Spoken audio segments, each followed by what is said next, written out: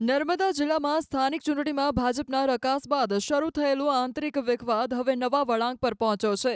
પક્ષના નેતાઓ પર ગંભીર આક્ષેપો કર્યાના માત્ર 24 જ કલાકમાં સાંસદ મનસુખ વસાવાના સૂર બદલાઈ ગયા છે.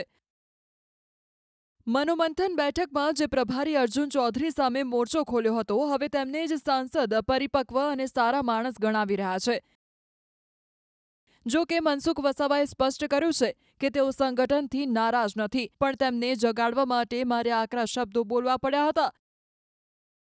સાંસદ મનસુખ વસાવાએ પક્ષની કાર્યપદ્ધતિ પર સવાલો ઉઠાવતા કહ્યું કે ચૈતર વસાવા સામે લડવાનું હોય ત્યારે મને આગળ કરવામાં આવે છે, પરંતુ જ્યારે પાર્લામેન્ટરી બોર્ડ જેવી મહત્વની બેઠકોમાં નિર્ણયો લેવાના હોય ત્યારે મને સાઇડલાઇન કરવામાં આવે છે.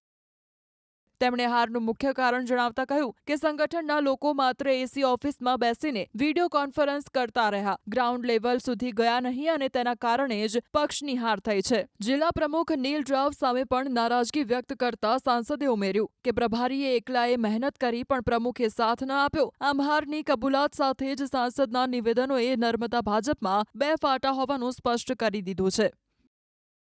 અર્જુનભાઈએ બહુ સારી મહેનત કરી છે, એટલા માટે મેં કીધું કે દરેક બાબતોમાં એને પ્રભારી તરીકે આદેશ આપવો જોઈએ નીલભાઈ જિલ્લા પ્રમુખને કે મારે આ રીતના સમીક્ષા બેઠક રાખવી છે અને તમે રાખો.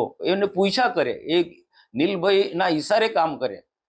એટલે મેં થોડો અર્જુનભાઈ બહુ પરિપક્વ વ્યક્તિ છે, સારા વ્યક્તિ છે, સારો સંગઠક છે ને એને પોતે એકલાય મહેનત કરી છે. તાલુકાની સીટમાં એ જાતે એકલા ગયા છે, પણ નીલ પ્રમુખ જિલ્લા પ્રમુખ થોડા ગયા છે, એને બી દોડાવો ને ભાઈ તમે. અર્જુનભાઈ ચૌધરી બહુ સારા વ્યક્તિ છે, એ થોડું મારાથી વધુ બોલાઈ ગયું છે, એના માટે એ મારે ઘરે નહીં બોલાવ, પણ ગુસ્સો હતો મને, કેમ મીટિંગ બોલાવતા નથી. આટલી બધું સખત હાર થઈ છતાં પણ તમે સમીક્ષા બેઠક નથી બોલાવતા, એટલે એ જવાબદારી એમની છે પ્રભારીની, એટલે હું એમના પર થોડો મેં રોષ વ્યક્ત કર્યો છે. પણ એક વસ્તુ બહુ સ્પષ્ટ કહેવા માંગુ છું કે ચૈતર વસાવાની સામે મનસુખ વસાવા લડે છે. ચૈતર વસાવાની સામે લડવું હોય તો બીજું કોઈ નથી આવતા, પ્રદેશના નેતા પણ નથી આવતા કે જિલ્લાના કોઈ નેતા પણ નથી આવતા. મનસુખ વસાવા એકલા ચૈતરની સામે લડે છે. અને જ્યારે પાર્ટીમાં કોઈ મહત્વની બેઠકો હોય, આજે પાર્લામેન્ટરી બોર્ડમાં મને ઉપસ્થિત ગેરહાજર રાખ્યું, શું કારણ ભાઈ?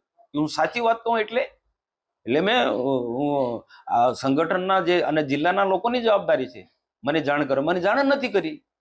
નીલભાઈ રાવ કે પ્રભારીને પૂછ્યું કે પાર્લામેન્ટરી બોર્ડમાં અપેક્ષિત છું, તો પ્રભારી ના કે તમે અપેક્ષિત નથી. તો આજ લડાઈ લડવાની હોય, વિરોધીઓને કાઉન્ટર કરવાનું હોય, ત્યારે ચૈતર વસાવાની સામે લડવાનું હોય તો મનસુખ વસાવા, અને આવી મહત્વની બેઠકમાં મનસુખ વસાવા અપેક્ષિત નથી, એટલે પણ મને સખત નારાજગી છે.